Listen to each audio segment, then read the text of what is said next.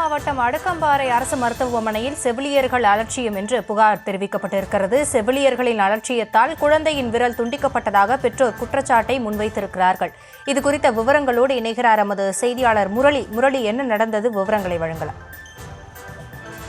வணக்கம். வேலூர் முள்ளிப்பாளையத்தை சேர்ந்தவர் விமல்ராஜ், நிவேதா தம்பதியினர். இவர் நிவேதா நிறை மாத கர்ப்பிணியாக கடந்த 24ஆம் தேதி அன்று அடுக்கும்பாறை அரசு மருத்துவக் கல்லூரி மருத்துவமனையில் அனுமதிக்கப்பட்டு அங்கு அவருக்கு ஆண் குழந்தை பிறந்தது.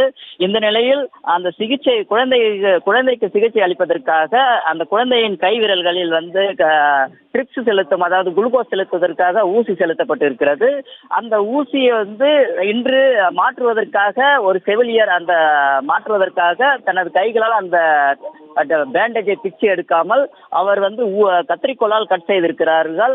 அந்த கத்திரிக்கோளால் அலட்சியமாக கட் செய்ததன் காரணமாக அந்த குழந்தையின் கட்ட விரலானது துண்டாக்கப்பட்டிருக்கிறது. கத்திரிக்கோளால் கட் செய்யும் போது துண்டாக்கப்பட்டிருக்கிறது. இதனையடுத்து இந்த வேலூர் அரசு மருத்துவமனை நிர்வாகம் இந்த குழந்தையின் கையில் இந்த பிளாஸ்டிக் சர்ஜரி செய்வதற்காக உடனடியாக இந்த சென்னை ஸ்டான்லி மருத்துவமனைக்கு 108 ஆம்புலன்ஸ் மூலமாக அனுப்பி வைத்திருக்கிறார்கள்.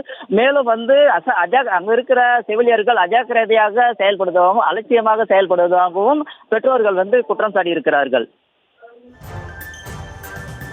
விவரங்களுக்கு நன்றி முரளி.